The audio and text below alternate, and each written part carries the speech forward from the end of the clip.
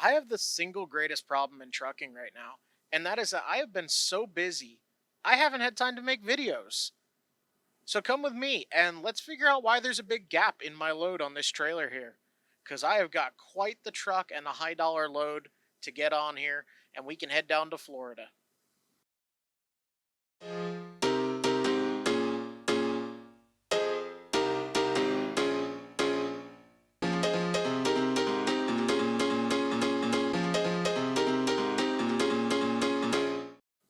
Some of you may know right where I'm at, but for those that don't, I'm at Tuscany Motors in Elkhart, Indiana, and we have got one heck of a truck to load up here. As you can see, we're doing the old key fob trick and trying to find the truck I'm looking for. We got a ton of these Detroit Lions trucks, but that's not what we're here for. No, we are here for a 2024 Ford F-250 Harley Davidson edition. Let's check this thing out.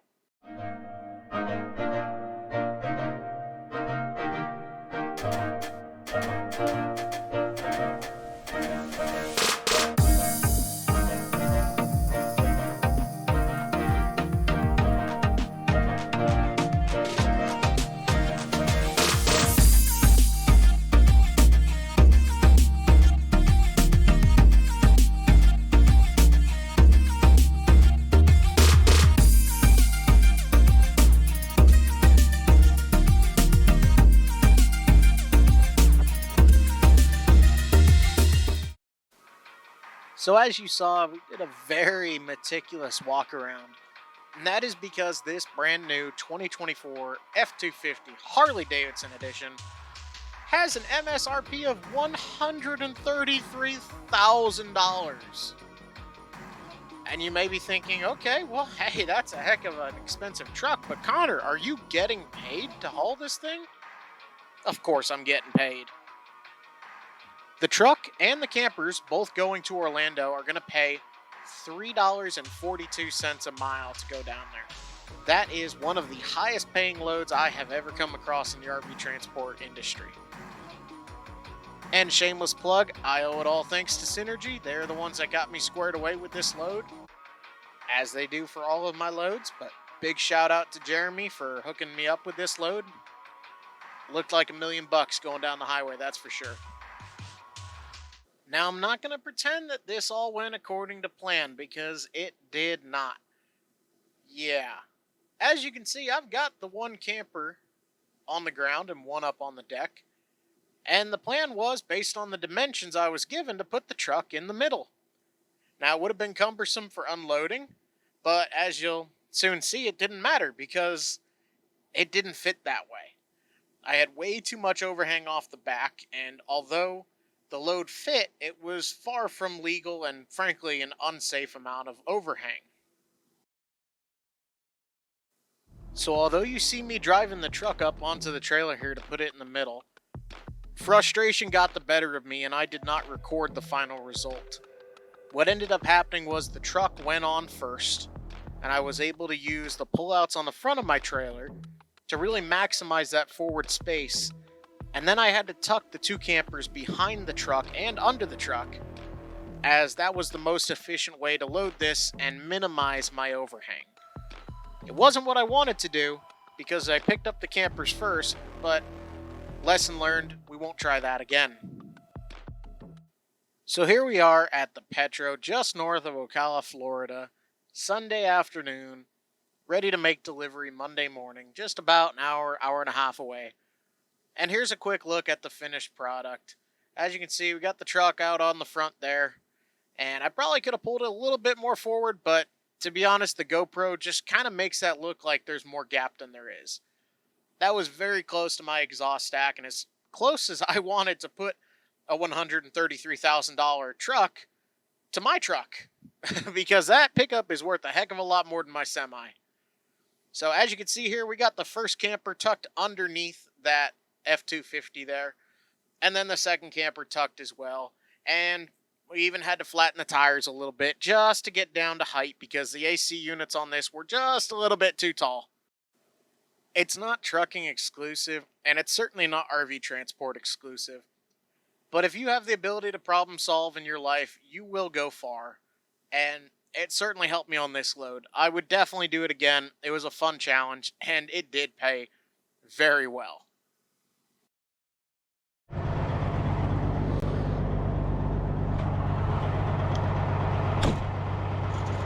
Good trucking morning. We are back in Goshen. And we're hauling too? That's right. So unfortunately, I didn't have any backhaul or reload coming out of Florida, but I got some great news. I got a load of doubles that was paying the same rate as triples, because as you can see, they are some big tandem axle flagstaffs. There's nothing mini or light about these mini lights, but we're going to get them up on the trailer here. And next stop for these is Reno, Nevada. I've never been one to shy away from hard work, so we're going to go from Florida to Nevada in just a week. Let's do it. But I'm getting ahead of myself. Before we can take this load all the way out to Reno, we've got to get legal for Nebraska. This is called a stinger, and we've got to suck it in. This has been a point of contention with a lot of people lately, specifically the state of Nebraska and one particular weighmaster at the scale out by Lincoln, Nebraska on I-80 westbound. Per Nebraska DOT, trailers are not allowed to exceed 53 foot in overall length. Anything that does exceed that is required to have oversized permitting, and you are not allowed to get an oversized permit for a divisible load. Now, of course, any truck driver knows that an oversized load hanging off the front of your trailer, even such as this little stinger here, really isn't going to affect anything safety-wise. But that hasn't stopped this absolute tyrant of a raid that this DOT officer out in Nebraska has been putting on transporters. In fact, a fellow YouTuber just recently got popped for that very issue. It is kind of funny that I can take a load out of Indiana that's legal in Indiana, Illinois, Iowa, and then hit Nebraska and have an issue with it. But on the other hand, Nebraska actually has some height laws that differ from Indiana, Illinois, and Iowa. And we'll get into that as well. So we've got the center rail pinned in here, sort of. You gotta love those wonderful ship-shoe welds on there. So those tabs are not quite perfect. But as you can see, that stinger is sucked all the way in. This is the big 6-foot stinger, and it does fit completely on the trailer with no overhang if you do it the right way. And from what I'm told, if you have the right model. Some guys with older stingers supposedly can't pull theirs all the way in like this. I haven't seen one like that, or maybe they have custom modifications. But you can still drop your ball in there, and this is how you get Nebraska legal. And yes, I know there's plenty of ways around that one specific scale. But I didn't need to bother because this was only a load of doubles. If you haven't already, go ahead and drop a like if you stop at Iowa 80 every single time you come by here and drool over chrome parts that you probably can't afford and shouldn't buy. No? Just me? Nah, I know it ain't just me.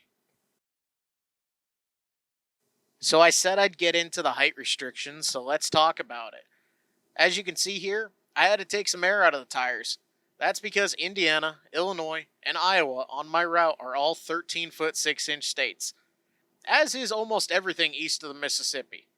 There's a couple exceptions like Oklahoma, but everything east of the Mississippi is 13.6, and a couple westward. Now, once we get into Nebraska, I can actually loosen those straps up and air the tires back up. But as you can kind of see up top there, that one air conditioning unit was sticking up a little bit higher than the rest of the camper. So, had to take the air out of the tires and get down to height. Now, drivers, if you have a lift axle, whether you're an RV transporter or not, do you do what I just did? Am I the only one? Because I don't think I am. Every time I'm doing my walk around checking straps, if my lift axle is up in the air, I give it a little kick and just make sure the tires are spinning. I have no idea why I do it. I've just always done it. I don't know. It's funny to me. I just give them a little kick and a spin, make sure everything's looking good.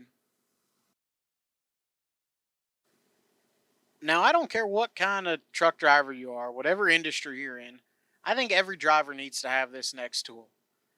That big orange thing there, that's my air hose, and it is going to hook up to my glad hand, and we're going to use it to air the tires back up on the camper trailers. of course, if you got a low tire on your truck or trailer, this will work for that too. You're running off the air pressure on your truck, which, if your truck's running right, should be at least 120 pounds of air. So I think every driver should have this, and you'd be amazed how many people don't. Unfortunately, this graphic is not scaling well for video production. It looks great on my phone, but it's not scaling well. So while I air back up these tires, let me give you guys an explanation of this map. Every state in red is a 13-foot, 6-inch maximum legal height. As you can see, we've got a pretty solid line: Minnesota, Iowa, Missouri, Arkansas, Louisiana, and Oklahoma being a little bit of an outlier there. Now the states in green, that is where you are legal at 14 foot. Notice that is a majority of the West and the Midwest, or the actual Midwest of the U.S., not the Midwest that people think is the Midwest, but I don't know. And the last three outliers, Nebraska and Colorado, are at 14 foot 6 inches in yellow, and Alaska, because some people do go there, is 15 foot. Now, of course, this is just a maximum legal height. Of course, there can always be lower restrictions on your route, such as I-70 in Colorado going through the Eisenhower Tunnel. Maximum height is 14 foot through that tunnel. I know, I've cut it pretty close before. But if you're going to do flatbed or RV transport, I strongly advise you go look up this map on Google and download it and save it to your phone, because it may save you a ticket or worse someday.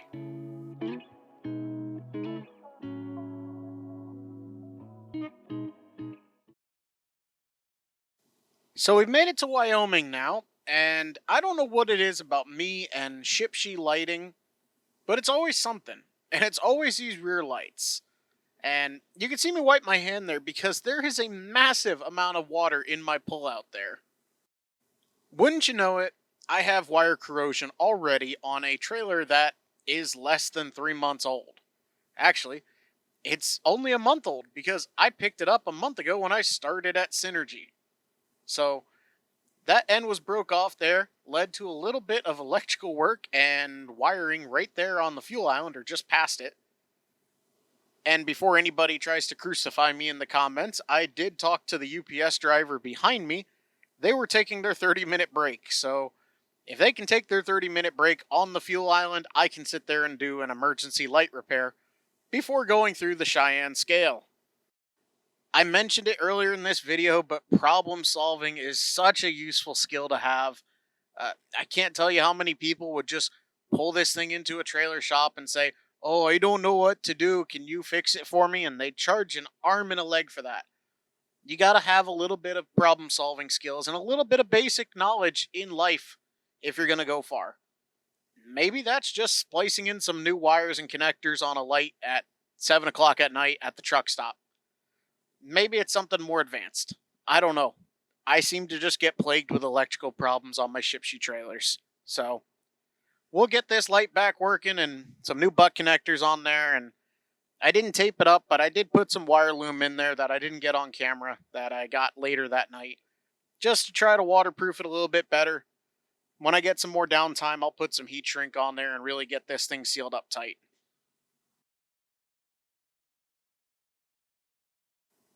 Back on the road now, and if you can see my phone right there, it is showing way station ahead.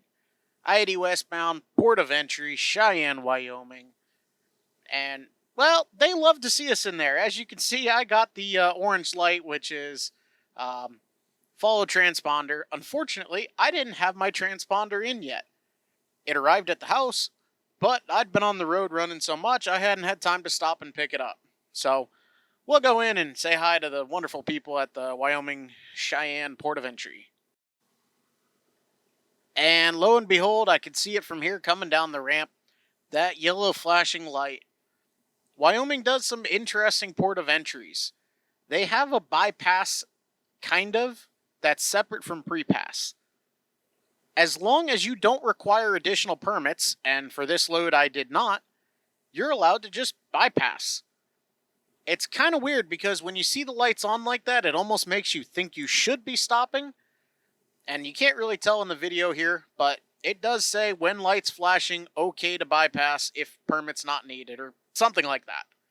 But give them the old wave, and out we go back onto the interstate, super trucking into the night. Now, I had to shut down when I hit Nevada. In fact, coming across the Salt Flats in Utah, I was fighting 45-mile-an-hour winds. And that was a brutal headwind. I wasn't making any progress. And you really shouldn't be pulling campers in that kind of wind. So, you got time to lean, you got time to clean. I had some wheel shine and some time to kill. And it was finally time to get around to doing a really bare bones hand polish on my wheels. And it ain't much, but, it's something. This is my truck, and I like to make her look pretty any way I can. And this stuff I picked up from the 75 Chrome shop down there in Florida did a pretty nice job on these old wheels. I'm not sure if they've ever seen a true polish, but this is good enough for now. It's a nice start. We'll get there someday. We'll get them to a nice shop where we can get them cut and polished properly. But, look at that shine. I mean, for now, it's something.